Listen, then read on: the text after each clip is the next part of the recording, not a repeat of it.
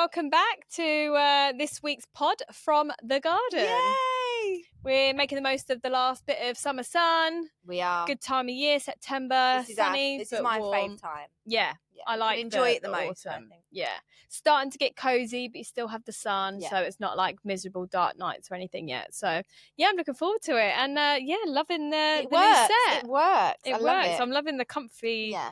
Comfy sofa.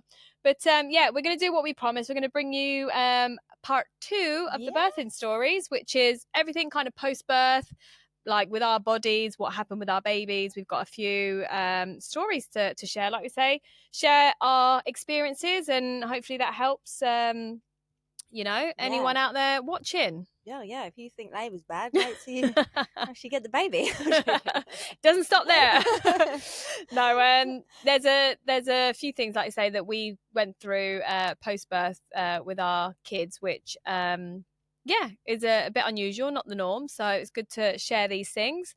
But before we dive into it, I just want to kind of touch on last week's episode, just to remind everyone watching that we don't pre-plan these things. It wasn't planned actually to bring up and share about the miscarriages. That's kind of something that I decided to share in the moment. Just to remind everyone that, you know, what we go through, the more we talk about it, I think the easier it is. You realise you're not alone. I think 1 in 4 women actually suffer miscarriages now, which is a crazy stat when you actually look at your friendship group and how many of us do go through those things. And just to remind people watching that I decided to share probably over 2 years down the line. So yeah, it might have come across that didn't bother me. I was fine with it. There was no emotion to it, but that is 2 years down the line. Just to remind everyone deals with things differently. Yeah, everybody does deal with things differently. And again, you've just said it there. These conversations that we bring up, they are not planned. They are literally top of our head stories. Even for me and my experience of being a young mom and so on and so forth, them experience was what came to my head of my memories then and there. There's definitely bits I've missed. There's definitely bits I've maybe so many times I walk out this podcast. I should have said that. Exactly. I should have said that. But that's the realness of what we do. Yeah. So exactly. From my part, I've never experienced a miscarriage. I can only go on any people that I know. Yeah. And I know from that every single one of them have actually dealt with it in a different way. Yeah. And all I could say is I think it's really brave that you spoke about it. I think it's really brave that anyone can speak about it. But as much as you've got kind of this platform, you don't have to talk about stuff like that. Nobody has to talk about anything. But I just think that I think it's really brave of you. And I do think that if it was personally me who had gone through something or had, not long gone through it, it's nice to know that someone's there and been through that can talk about it and that can clearly see you can get past it. Like you say, you never forget it. Yeah. But you can get past it. Yeah, definitely. And like you say, it happens to everyone. Everyone's journey is different. Every person's different. So no 2 stories are the same. So it was just me wanting to share kind of our stories and what we went through. And, obviously going through it after we already had a child is going to make it unique to us as well, because, in my mind, it was trying to convince myself, oh, well, we've done it before. So, hopefully we'll have a chance to do it again. And if we don't, we're blessed enough to have 1 child. And like I said, sharing the story 2 and a bit years down the line is a lot easier to talk about. And, since then we have gone on to have another baby. So yeah, everyone's story is different, and hopefully it helps even just to get the conversation started amongst you and your friends, and just always remember to be there for each other, really. Yeah, agreed. So post-birth. For me, post-birth, I had obviously a worse time with Kaysen because I had, the cuts and stitches. And I actually remember saying to Liam, how many stitches have I had? Because I remember people always used to tell me how many stitches they had. And I remember for some reason just wanting to know how many and how bad it was, really. Yeah. And I remember asking, because for some reason I speak Spanish, but I was just incapable of doing any Spanish speaking in the moment. So I remember him asking, and he was like, she said she's lost count. I was like, oh oh, I don't know what's worse, if she just said a number or the fact that she said she lost count. But yeah, so I had that. So a top tip for me is something that I kind of pre-did before going into labour, which actually turned out to really be useful, is I got and I'd googled this and seen it as a tip. So I got sanitary towels, and I bought witch hazel, which is really good for healing, and aloe vera gel, and I'd put it all on the pad, close the pad back up, and put it in the freezer.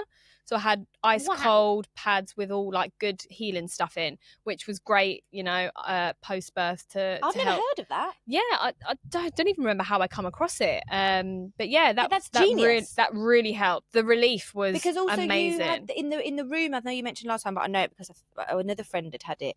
Was the condom filled with ice? Yeah, like, with the ice. Yeah, so that like helps take some of the swelling down as well. And they give me also one of them things. What are they called? Anema? No, what's the word? Anenema, yeah. What, to clear you out? Well, just to make everything soft. So, like the first time you go to the bathroom after, it doesn't feel like you're giving birth again. Which I think was again something I'd never heard of, and that was was the one story that I always remember, was that they don't let you out until you have a poo. Yeah, kind of thing. You know what I mean? And you're like, that's the scariest thought to have to think about pushing, because that last sensation, you was pushing. You know what I mean?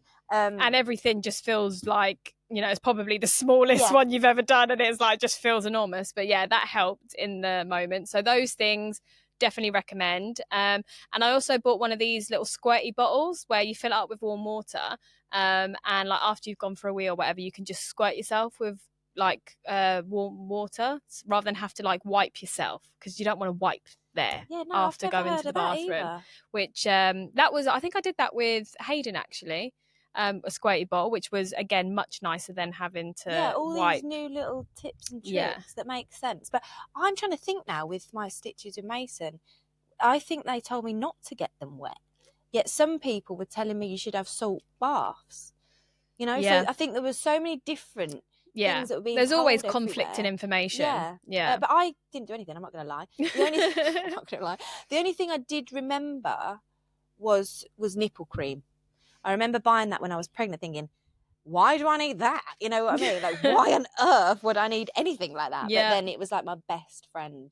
Well, I never breastfed, so I never went through any of that. But I remember my mum telling me stories of how painful it was. And now you can get like nipple shields and all things to help. Well, I'll go in old school. I remember Mum was saying to me about, you don't have to use cream, just use cabbage leaves to soothe them and things like that. So I'm trying to think if I did try it. I probably did. Well, I actually took the tablets in the hospital, which I don't know if they do in England, because some people get their milk come in before they give birth, and some people it takes giving birth for your milk to come in, which I've heard is quite painful when the milk really comes in, and obviously when you first start to breastfeed. Yeah, the first 2 weeks. They ask you if you're bottle feeding or breastfeeding. So I knew, from the beginning I wasn't going to breastfeed either of mine. And they gave me a tablet which stops my milk coming in. So I never had to go through, because I know when you stop breastfeeding, you have to go through like pain for it to all kind of stop and dry up and things. So yeah, that was something that I took as well. But yeah, I heard the first 2 weeks are brutal. Yeah, definitely the first 2 weeks are brutal.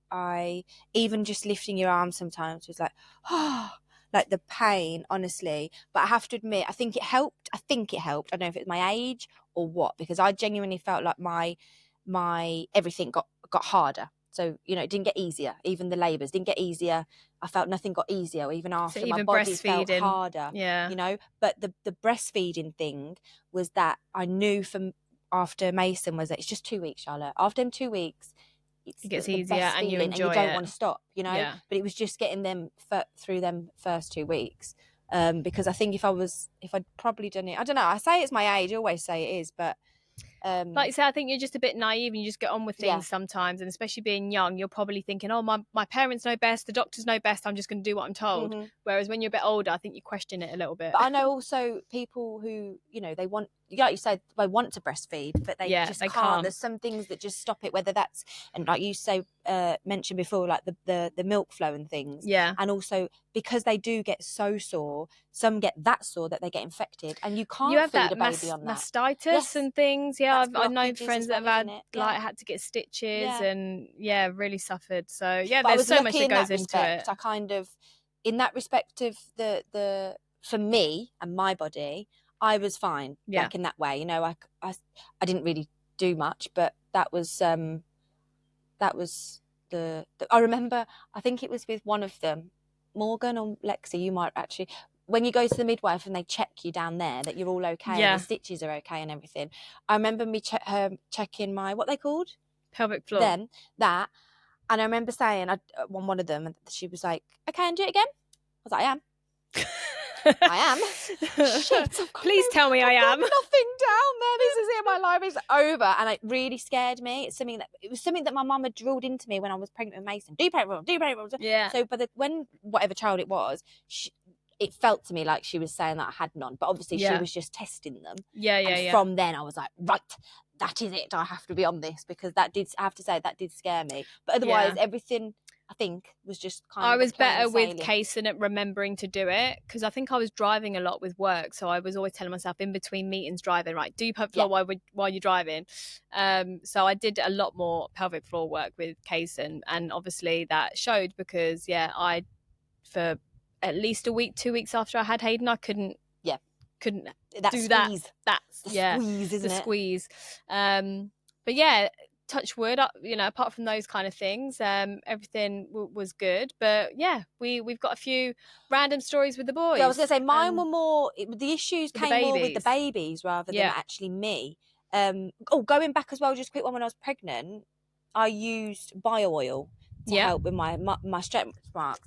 And I think mainly I focused on my belly, which I don't really have. Again, it could be my skin, it could be luck. Oh, bloody nose. Yeah. Do you know what I mean? But I did use the bio oil. I used Coco Palmer's the belly butter one, the one that smells stuff. nice. Well, it smelled nice for a little bit, and then the smell not to be sick. I think my whole pregnancy for Hayden, I bought the same stuff because it really worked, and I didn't get stretch marks, but I couldn't touch it. I hated smelling it. I just made Liam do it every day. It had to be done, one of those. But I used bio oil, and I don't remember using it on my boobs or my bum. No one. And that's where I've got stretch marks. Yeah, I've got stretch marks on my boobs. I actually did do my. Here. I never did that far down. I don't think. I definitely did my boobs because people had told me. So again, talking helps, because it does. If you don't know this stuff unless people tell you. Yeah. So that was me proper like oiling myself up, like, you know, like I'm doing good. Yeah. And then again, it might not have helped, but I'm just saying it for a little. You never know whether it helps or not. A little oiling of the boobs and the bum. Don't go with it. But yeah, my problems were definitely with the boys. Yeah. Well, say with the boys, with the babies. Sorry, not with the boys. Mason had whooping cough. Mm-hmm. That was the scariest experience I have ever been through with a child. Again, I think it helped that I was so young. It was I don't know if anyone knows what whooping cough is, but I'd never heard of it either. And basically it's a thing where they cough, and as they breathe back in, and it is so scary, because what happens is they get like this mucousy stringy thing and it's, you have to literally scoop it out. It's not something they cough up and I remember once I was at home, just me and my sister-in-law, and he started doing it, and then he stopped breathing, he went blue. It was the scare, and I remember literally just trying and get whatever this stuff is to get out of him. Oof. To get, it was and I remember him going so like floppy, limp like this. Oh my god. And then when he did come kind of back, he was so tired. You know what I mean? I remember him being so tired, but he was so tiny. He was so tiny. And then he was in hospital for a long while.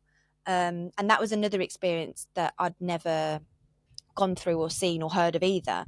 Because again, I don't know if it's just here or if it is a thing, that they sent me outside. So they took him into the room to put all the, you know, the drips on him.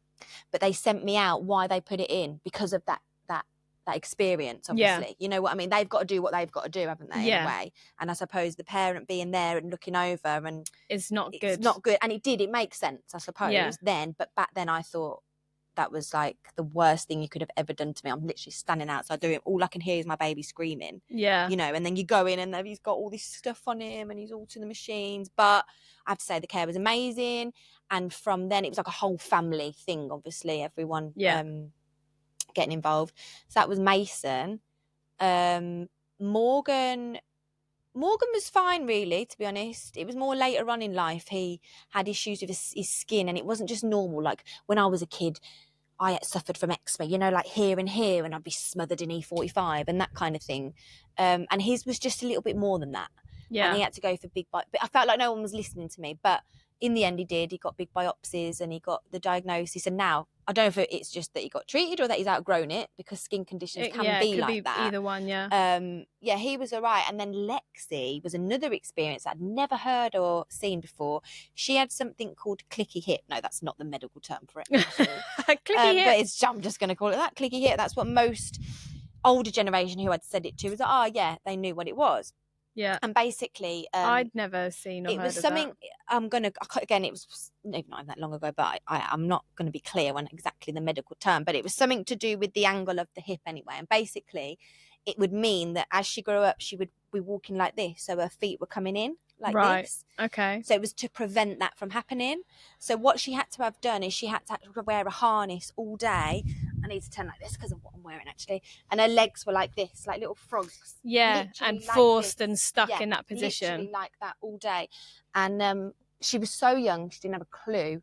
But I'm so glad I did it for her. Obviously, because obviously then they had rehabilitation and she had x-rays and, you know, everything was done right. And so it was something quite easily fixed. You just had to go easily fixed through. It was just obviously as a nice. mom, literally kind you of. You feel like it's uncomfortable for them. But she was fine, absolutely fine, and she was out of it before she was walking. Yeah. So it was probably the best thing I could have done. Yeah.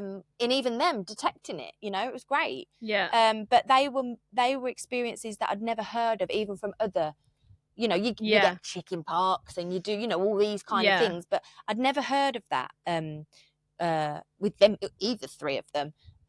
So it was quite. Yeah, no one else close to me went through either of those two. No, and I have to admit, I was, apart from Morgan was the only one that I was annoyed with the care.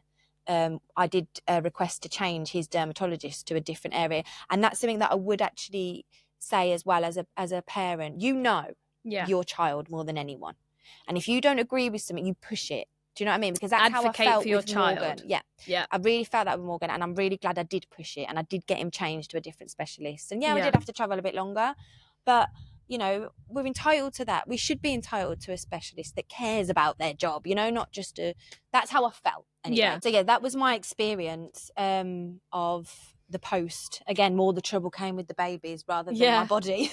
But at least like it was all. I mean. Lexi's thing was pretty straightforward to sort. It just was, maybe not the nicest. It was just new. It was just a going through that with Mason sounds like an awful experience. I've heard of people that their kids have had like seizures and things like that, and like touch wood, we've not dealt with anything like that. I couldn't imagine being in like an urgent emergency situation with your kid. Like, that freaks me out. My more's now, obviously, I'll just ask your story, and I'm still going on one, but. With things like that, my thing would be allergies. It's such a big thing. I know so many parents with children with allergies, and I mean, I am so paranoid by it, and I don't even have a child with an allergy. You know what I mean? That you feel like you need to go round with a sign, or how do you just let them go to school? Or my brother's friend in like infant school when we were kids, he had a peanut allergy. And he would travel with like his pencil case with his EpiPen and stuff. And sometimes like he'd be like, oh, like want to come round?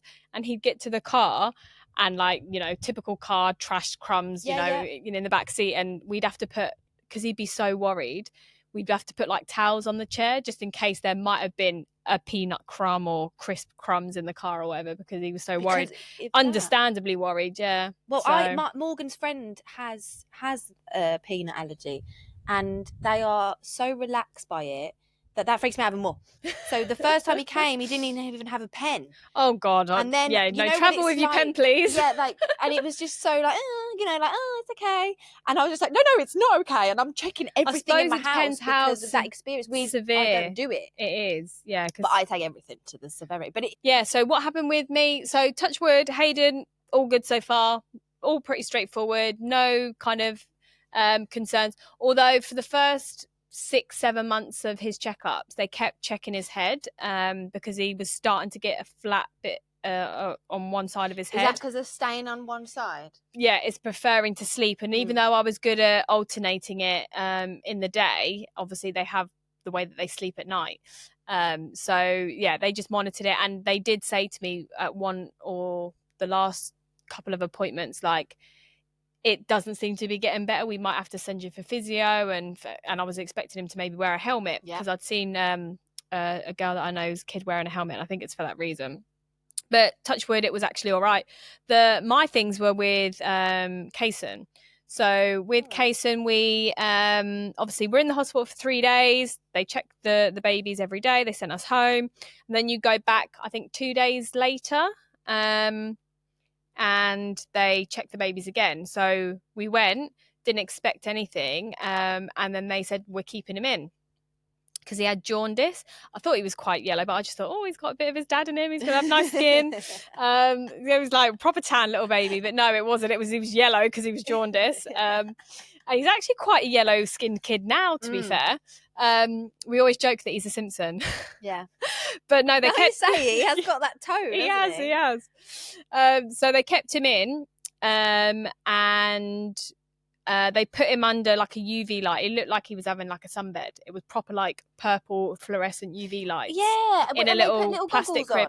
Then he had which again, it didn't bother him, but it bothered me watching him. Like it was bothering him. But he had these really soft, like Velcro goggles over his eyes, so that he wasn't getting it directly into his eyes. It's like a sunbed, isn't it? Literally like a sunbed. So he's in a crib with the light on top of him, with these goggles on, and he had to stay there for like a day and a half. Yeah, you can't continuously had to sleep there. I've never seen that before either. Yeah, so I'm pretty sure my mum told me I had jaundice. I don't know if I went under a light or whether it was, because I think if it's not severe, they just say put him by the windowsill. I was going to say that's what I had to do. I don't know if that was just an old school thing, because that's what they told me to do with one of mine. Just put him near the window, because it's not direct sunlight, but it helps. Yeah. But I think that's in slight cases. But obviously, Kaysen's was serious enough that they kept him in. Because it is quite common. Yeah. However, I've never seen the whole light with having to put the goggles on until I hadn't seen the light. I think one of my niece or nephews had to have it as well. Yeah, so I'd heard about jaundice. I wasn't worried or concerned, and they weren't either. It wasn't nice to watch him with the goggles covering his eyes. But yeah,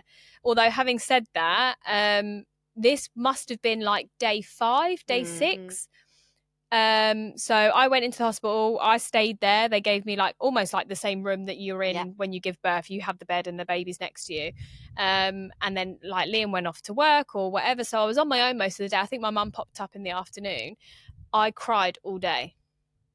Not because of even what was going on. And I put it down to baby blues. And my mum did say this to me. You're not a cry person. Not a cry person. Didn't even cry when they gave him to me and when I gave birth to him. But I cried all day, like sobbing, like couldn't stop myself crying.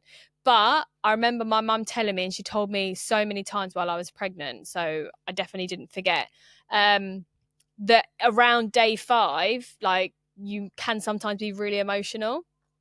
It's all the hormones and everything, and obviously post-adrenaline birth and all that. So I put it down to that, and it literally just lasted that day. Wow. So if anyone is, within that week after birth and then you're just crying uncontrollably, it's probably that. So I wouldn't know myself, because I'm like that anyway. Yeah. Like I am so like, I could go from one day screaming, the next day just like you said, sobbing or whatever. But I don't know if that would be because of that or just because of me.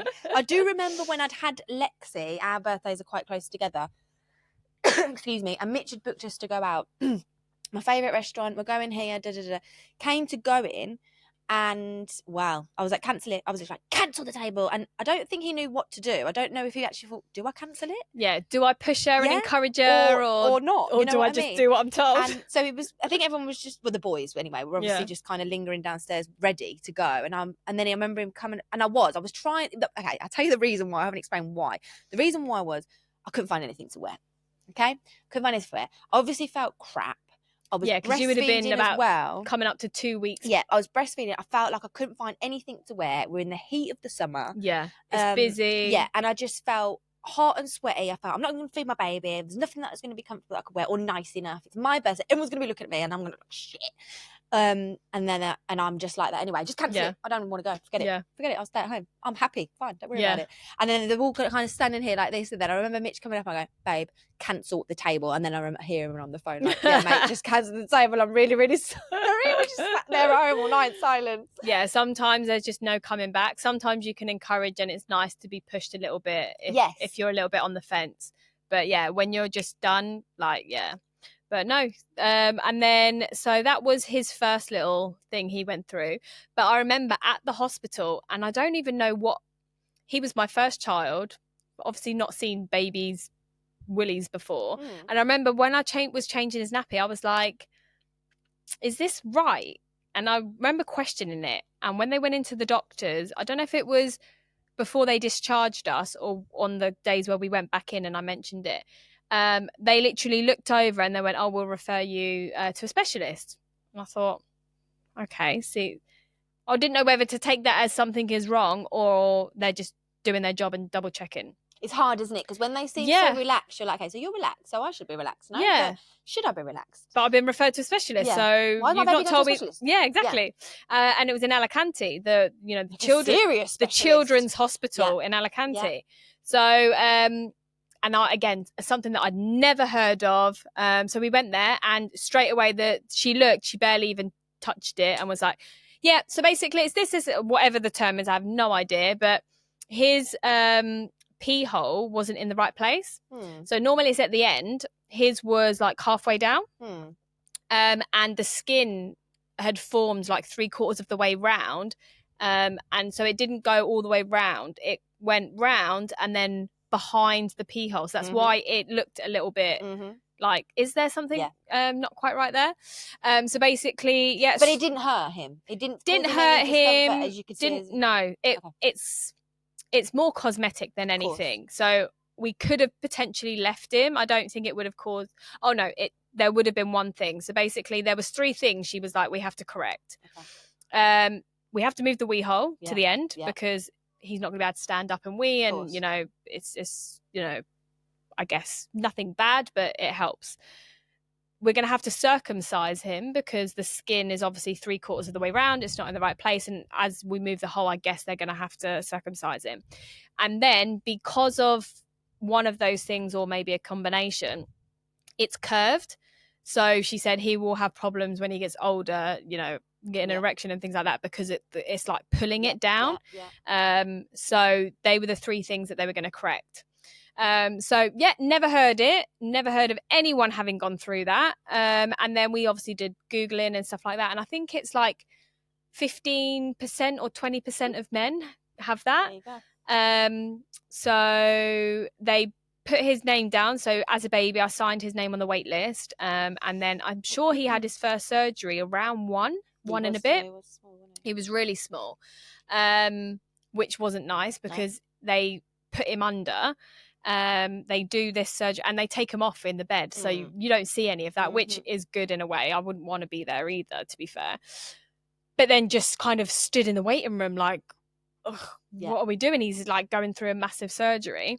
And then all of the after stuff's not the nice bit, I think, with this particular surgery, because they do what they do. They completely wrap it. They put a plastic tube coming out of it, so he can still wee. He was absolutely fine. You would never have known anything had gone on, which was lucky, because if he'd been in pain, I think I would have struggled. But he's in hospital for a week, sat on his bed, cannot move, so you have to keep them still. Wow. And then obviously they're coming in constantly checking and everything like that. Then at the end of the week, they put him back under. And he's got an epidural as well hanging out of his back for half of the week that he was in a hospital bed, and he's got drips, so babies move in his sleep and I'm having to try and unhook him, or like all his tubes are everywhere. So, and only one of you can stay with them, and you're in a shared room. Luckily, I think for his first surgery, most of the time there wasn't someone in the room, but there could be. So we were like swapping, and it's Alicante, don't forget. So Liam's coming down, he's working, he's then coming all the way up to Alicante, which is an hour drive, bringing me food, because they're bringing in food for the baby, which he ain't going to eat. No. Fish head and slop soup and whatever else they were serving us. So he's bringing food for both of us. then giving me like an hour to just get out the hospital room while he takes over. I think I stayed the majority of the week the first time. And then they put him back under, they take it all off. From the minute they took it all off in the hospital, they wait for him to wee again. Of course. It's now coming out the new hole and it's coming out the old hole. No. So now he has 2 holes. Oh, no. So he thinks he's super special. Everyone tells him he's special and he's got a pie trick. So straight on the waiting list again, having to go through it again. They won't touch him for a year because obviously he has to fully heal and all of that. So go through the whole procedure again when he's about 2 and a bit, which is a bit harder because he's a bit more mobile, doesn't want to sit there as much, but he was a trooper. He had his iPad, his games, his toys. You know, he was really, really good. And again, he just cracked on like no problem. Exactly the same thing. Exactly the same process. This time, though, it was COVID. So it's a lot harder with them not wanting two of you in the room and coming in and out.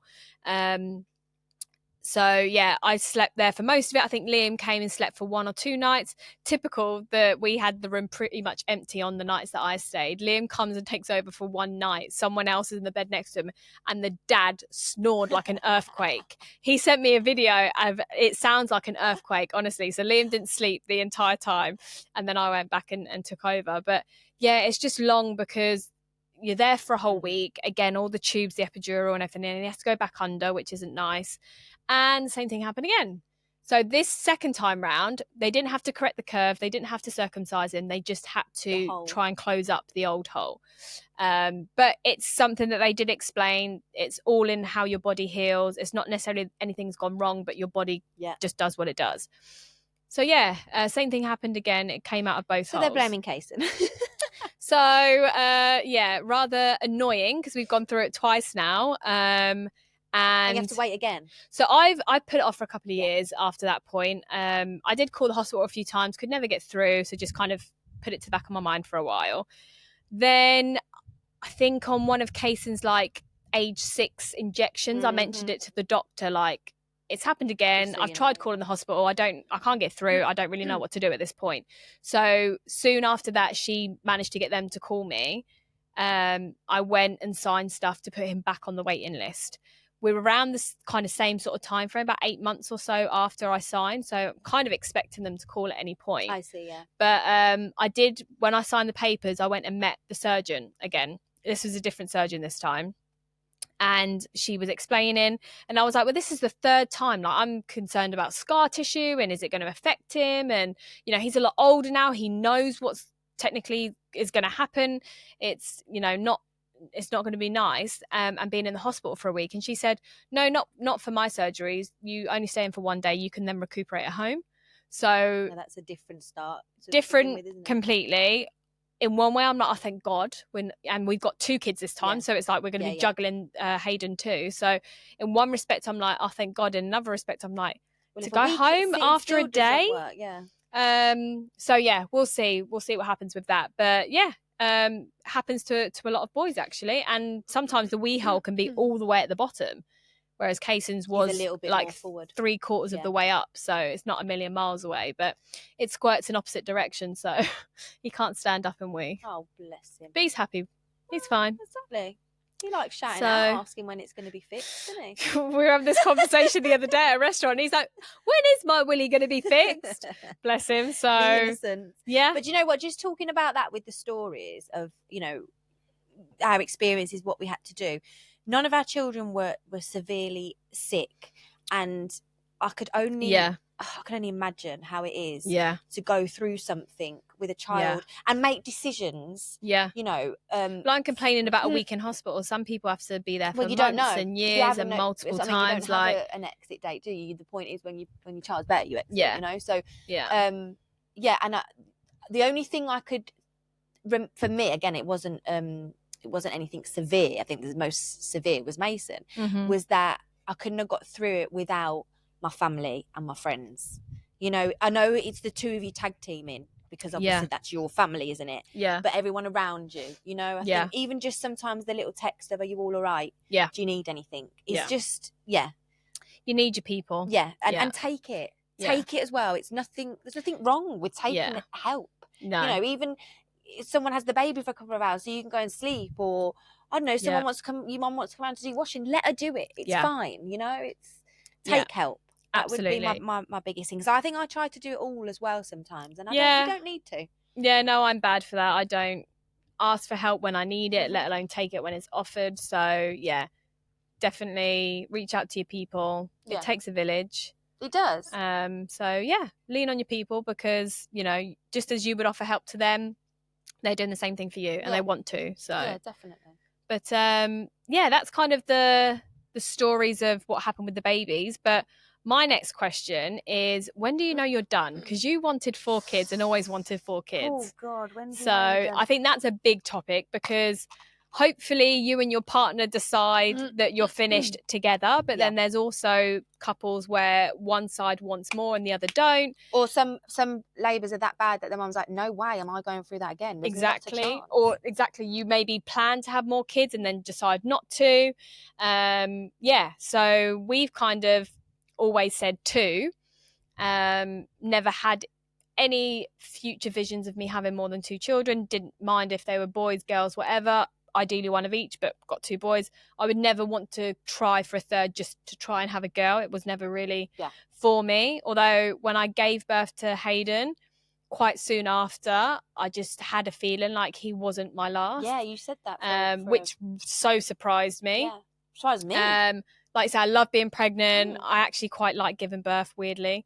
And like finding out if it's a boy or a girl and names, like I just would be excited to do that again. Fast forward a little bit now, Hayden's 1 and a bit, and you know, he's, you know, a lot. Yeah, he's a lot. Like 2 hands, 4 hands, like, yeah. I've now changed my mind again. Yeah, putting another baby into the mix would not. If he had been like Kaysen and so easy and, you know, like Kaysen was, then I think I'd be really tempted to have a third. Yeah. But I just don't think I've got the energy to have another baby as full on as Hayden is. Yeah. At my age. I know I'm not old. No. Some people have their first now. It's not that. But for just me, I just don't know if I've got it in me. Like I feel exhausted and drained now. And like I feel quite distant from Liam at the moment, because we're still in that phase, in the thick of it. And that is a phase. It is a phase. But you have to be aware. Yeah. First of all, and then second of all, push and make an effort to do that soon. Don't just go, it's a phase, and then that goes on and on, an excuse forever. Yeah, we did say this, that, you know, give yourself grace when you're going through that. And yeah, we're not as close in this particular moment as we have been. Not because you don't want to be, because you can't be. Exactly. So it's giving yourself grace that, you know, we go through things, but also not let it be an excuse to the point where then it's our new normal and we're like drifting and distant. So yeah, no, I'm aware of that. So yeah, it's just kind of juggling things and getting through it. And like I say, we're only really getting to a point where we're like sleeping better and stuff, because that's why we kept missing each other. I was going to bed early because I was getting up early, and he was staying up later, whereas we've always gone to bed together. But we just haven't. But this time round, that shifts when you have a baby, because you know, like Hayden's a different baby, you know, so things shift. And like you said, as long as you're aware and you give yourself grace for that this is why we're doing it, and then you just don't let it go on for too long. So I'm pretty much sure the shop is closed. Liam is definitely like, no more. Can't be bothered with that. We're quite happy with the 2 boys we've got. I do have some days where I see things on Instagram and it's like, have the third, like you'll never regret it. So I have the odd day, but generally I think I'm done. Yeah. Well, I always wanted 4. I've always quite open. I did want quite a lot of children. And I think because me and Mitch went through a stage where I didn't know if we were going to be able to continue together. Again, I'll obviously cover this at a better stage, but we had addiction in our family. So it was a point where I didn't even know if I could even have him with the children, let alone with me, you know? Yeah. And then fast forward and everything's great. I would never want to, why would I want to change that? Not that a baby would, but I just feel like we're happy. Yeah. I'm so appreciative of my healthy children, happy children, great children we've brought up, bringing up. Yeah. Our relationship is great. You know, you've been parents for 18 years as well. And if I'd had another child, it would have been when Lexi was a lot younger. You know, like you said, we started so young that now I feel that we're getting your time more back. Our time where we didn't get it. Well, yeah, because you weren't together really that long before you were parents. No. So you've been parents pretty much the majority of your relationship. And like you say, when kids start to get older, you get a little bit of you back. Whereas me and Liam, we were together so long before. Then we're going through the kid stage, and like obviously Hayden's only just over a year, so we're in a different stage. But yeah, it must be nice to, you know, appreciate that stage. Well, then even then, so like I say, when we came out, because you're still young, you still could, still young, but your youngest is 9. Yeah, my youngest is 9. Yeah. So like so when I say I'd always wanted some, and we'd gone through what we'd gone through, and then I was questioning, why would I, rock the boat? Not that anything, We did the same thing with having a second. Why would you, you're happy? Why would you, kind of thing? Yeah. Is that question with rocking the boat though? Because I never wanted too close together. Yes. I knew I wanted a break. I knew I wanted to have time with the first one. I knew I wanted them at least walk in and out of nappies. I didn't want two really close together, which is what most people tend to have, that 3-year gap. Whereas for me, that was just too soon. Yeah. I just would have felt a little bit out of control. Mm-hmm. And, maybe craving that calmness in the house. And you don't necessarily have that with too close an age. So we waited at least probably 4 or 5 years. We had it. Kaysen, again, was such an easy child. We had, grandparents up the road. He was in that, going there, sleeping every Friday. We had a little bit of ourselves. We'd finished renovating a house. We were kind of what you were saying, like, life's good. Yeah. Life is really good at the moment. Like, I feel like I'm, happy in all areas. I never planned to have one child. We'd never said we wanted one. But life is good. Do we really want to rock the boat? And we heard, second child, all this, which is kind of true. But I did get to a point where I was thinking, I think I would regret not having a second. And then that's when we bit the bullet and we went. And obviously it took us, nearly 2 years to have Hayden, which we went for like a 5-year gap. We ended up with nearly more than a 6-year gap. 4 to 5 to 6-year gap. So, but yeah, I know what you mean. Like rocking the boat. It's that. So then, but then even so, even though I knew it probably wasn't the best of ideas, with everything that comes with pregnancy, labour, baby, you still don't stop. You can't stop that feeling. Yeah. It's your heart and your head, isn't it? Feeling. Your heart's telling you it's a lot. I don't think it's right. And your heart is like, but. And then I was getting to the stage where then Lexi was at school. So I'd already done that with Morgan, whereas Morgan went to school and then I had Lexi. Yeah. It was like this. And then I was like, okay, so what do I do now? Because I'm not even expecting, I'm not even planning it. It's like, this is it now. This is it. And as it's gone on more and more, I am definitely to the point of, no, I'm not having any more, because I think I'm just so into me and Mitch now. Yeah. And that's not selfish. No, you've got 3 kids. You're definitely not selfish. In actual fact, that's not, because it's about them as well. Yeah. It's about us and it's about them. Yeah. And I never thought I would get the reaction that I did off Lexi when I ever mentioned a baby. I thought she would absolutely love having a baby in our house. Yeah. As her little brother or sister. Not a chance. See, Kaysen was the same. Whenever we brought up the conversation of, should we have a brother or sister? No, family of 3. And he was young. Family of 3. No. He was not happy, to the point I didn't mention when we were finding out that we were pregnant. But obviously with Hayden, we found out, we waited to make sure everything was safe. Yeah. And then I blamed it on Santa. Because I was about 3-4 months pregnant at Christmas, and I was like, I'm not telling Kaysen that we're having a baby. He don't want one. So he can hate Santa. So he can hate Santa instead. Yeah, I was literally like, so we wrote him a letter, and I got him a top and a little Christmas ornament that says, I'm going to be a big brother. And I wrote him a letter from Santa that says, basically like, you've got a big job, this is for you, kind of, you're going to be a big brother. He was going to take it well. Yeah. Otherwise Christmas would have been off the cards for every year. Well, actually, funnily, I was so scared, and then his reaction, I've got it on video, and he was like, I'm going to be a big brother. What do you mean? it means we're going to have a baby. Yay! Must be in there. It's your mummy's belly. Look, What?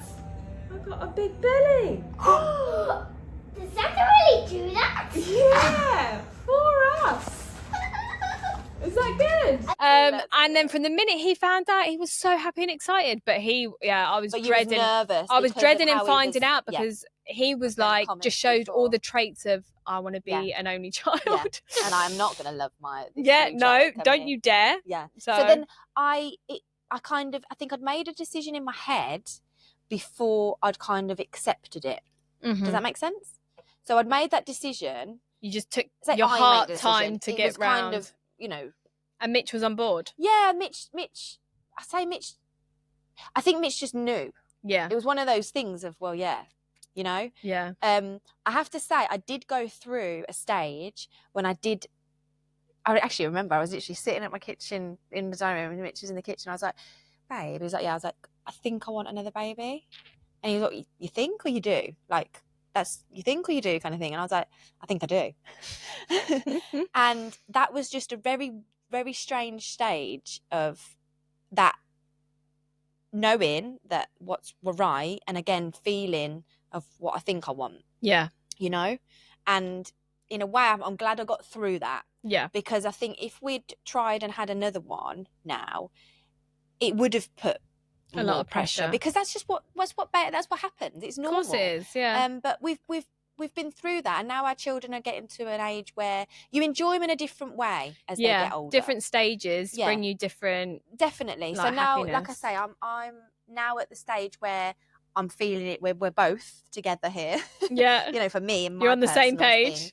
And Mitch obviously completely agrees, and we're just trying to be us and remember why we've got this beautiful family to start with, which we've never forgot it, but because of kids stuff, Things take over, don't you they? lose yourselves, you know. So. Yeah. Well, they say that you end up doing so much for the kids, forgetting about you two, and then when the kids grow up, that's when a lot of people actually break up. 'Cause it's like, we've got nothing left to talk about or to do because we haven't put time in our relationship. You can't have a conversation. And I have seen a lot more talk around people saying your relationship, you two, and then the kids. Yeah. Kids shouldn't come first, which I don't think is something that I really thought about until I started to hear it more recently. And it makes total sense because to a balance. I mean, you've got to a balance. You can't completely ignore your kids, obviously. Yeah. Like, kids are important. They should be a top priority, but so is your relationship. Because so much goodness and healthy, like, stuff comes from your kids seeing that relationship. So if they don't ever see you know, have that loving relationship, have certain arguments, get through things, back each other up, love each other. If they don't see any of that, then, you know, they can't learn from that. So it's important to put your relationship first. Well, that was something that I used to be quite, I can't think of the word, but adamant with Mitch. So let's say we had some kind of debate or argument or whatever, you know, stupid little thing or a big thing, who knows, and it was maybe in front of the children, or that the children may have heard it, sorry.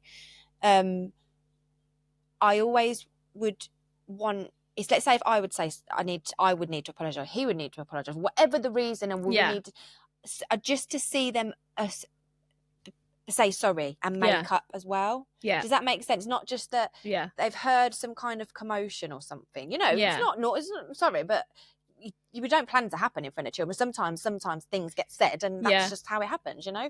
Even just slamming of a drawer in the kitchen. I think it's actually important, because I feel like as we grew up, either people just didn't think about it and they argued in front of their kids anyway, or it was very sheltered and completely kept separate. So I've never seen my parents shout at each other or argue with each other, and I don't think that's good either. No, you're right. I think it's important to see, like, we can get annoyed at each other, but we still don't raise our voices that much. We still don't call each other names in them moments. Like, there's still that level of respect. And if you have, then you need to sort it out. Yeah, you know, I think that's talk through it, apologize, sit down, like and that doesn't make it okay modeling good just behavior by doing it and going, oh, I'm sorry. No, you know what I mean. But it's that just seeing that, you know, that's how kids learn. Kids don't learn from you saying this is what you do when you feel angry. It's what does my mum actually do when she's angry? Like they learn from seeing. They don't learn from you trying to preach them. Well, one thing I always remember my mum saying to me was, you should never go to sleep on an argument. Yeah, that's quite a popular saying. She always used to say that to me. It's something that is stuck, even when I don't want to fucking say something, and I just think, oh, you know. But I think no, let me just at least leave it. If I just go, because every night I'd say it, and let's just say with that night, or you know, whatever. But even if I don't want to say it, I'd be like, good night, love you. Yeah, just because, you know what I mean. So I do.